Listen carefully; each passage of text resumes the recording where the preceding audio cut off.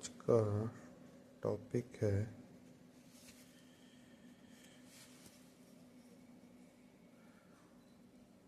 If some part of goods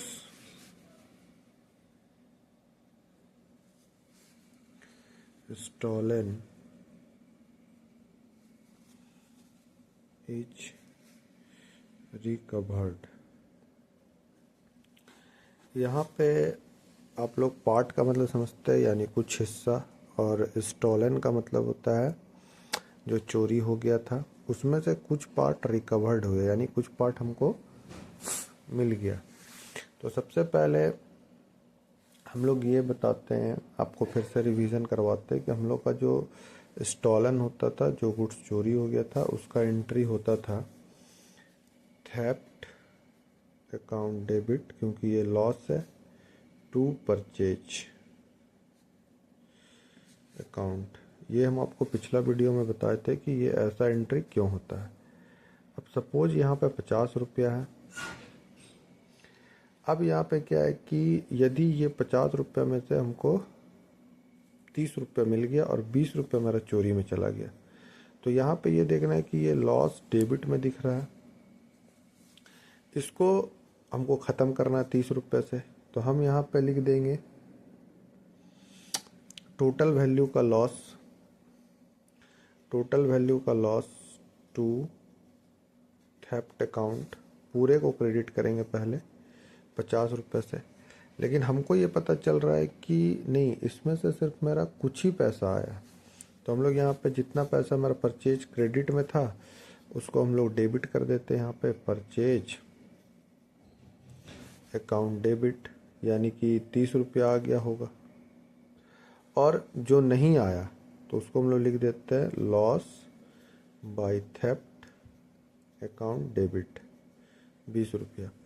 ये जो entry है ये सिर्फ इसका एंट्री है। ये जो एंट्री आप लोगों को हमने बताया है ये सिर्फ इसका एंट्री है कि यदि सम पार्ट रिकवर्ड, मतलब उसी वक्त लॉस हुआ और उसी वक्त रिकवर्ड हो गया, यानी कि 50 रुपया टोटल लॉस था, लेकिन उसमें से 30 रुपया आ गया और 20 रुपया फिर भी चला गया।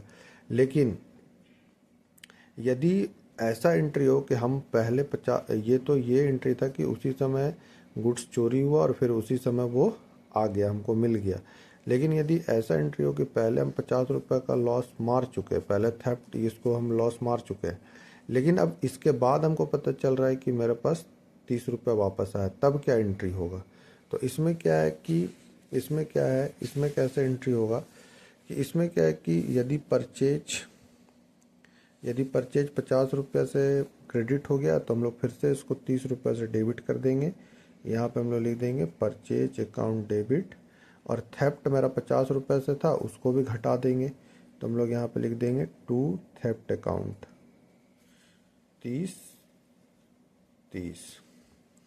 तो ये जो एंट्री था ये हमारा टॉपिक का एंट्री था, लेकिन ये दो एंट्री है ये बैकग्राउंड का एंट्री। ये ओरिजिनल में जब काम होता है ना, उस समय ऐसा ही कंडीशन होता है, पहले लॉस हो जाता है उसके बाद रिकवर्ड होता है। लेकिन ये पढ़ने के लिए जो है ये एंट्री यूज होता है कि उसी समय लॉस हुआ और उसी समय हमको पता चल गया कि रिकवर्ड हो गया। बट एक्चुअल में ऐसा होता नहीं, जब हम ओरिजिनल में ट्रांजेक्शन करते हैं तो ऐसा होता नहीं है। पहले लॉस दिखाया जाता है, उसके बाद ये रिकवर्ड हो जाता है। ठीक है, थैंक यू। नेक्स्ट वीडियो में हम लोग ये पढ़ेंगे कि जब लॉस बाय फायर हो जाता है तब क्या एंट्री होता है, और उसका एडजस्टमेंट कैसे होता है, और इंश्योरेंस कंपनी से उसका क्लेम कैसे किया जाता है, उसका एंट्री हम लोग सीखेंगे। ये वीडियो आप लोगों को कैसा लगा आप लोग कमेंट में ज़रूर बताएं। Thank you. आप लोगों को समझ आया कि नहीं? Thank you.